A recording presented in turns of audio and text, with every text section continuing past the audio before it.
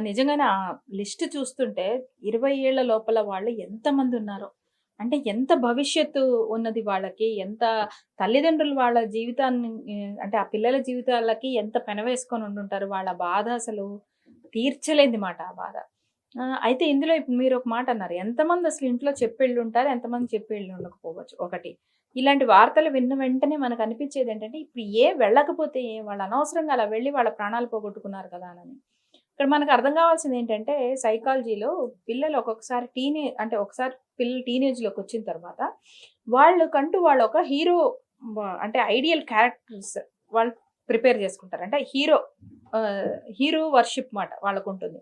అది వాళ్ళకిష్టమైన ఫీల్డ్, వాళ్ళకి అభిరుచున్న ఏ క్ష వృత్తి వాళ్ళైతే లేకపోతే ఏ టాలెంట్ వాళ్ళకి సంబంధించి వాళ్ళని వీళ్ళు హీరోస్‌గా ఆరాధిస్తారన్నమాట. ఇంకా ప్రాణప్రదంగా ఆరాధిస్తారు. అందువల్లే వాళ్ళు వేసుకున్నట్టు బట్టలు, వాళ్ళ మేనరిజమ్స్, వాళ్ళు మాట్లాడినట్టు వీళ్ళు మాట్లాడటం, వాళ్ళు ఏవే ప్రొడక్ట్స్ వాడుతుంటే ఆ ప్రొడక్ట్స్ వాడాలని కోరుకోవటం. ఇవి చాలా సహజ సిద్ధంగా ప్రతి పిల్లల్లోనూ మనం చూసే లక్షణం. ఇది అవునన్నా, కాదన్నా ఉంటుంది. మనం సినిమా తారలప్పటి నుంచి అవును. చూస్తాం గదా! అవునవును. ఫలానా ఫ్యాన్స్ ఫలానా అని అంతకుముందు తరంలో హ్మ్. కవులకి కొంతమంది హీరో వర్షిప్, అవును. కొంతమందికి సినిమా వాళ్ళు.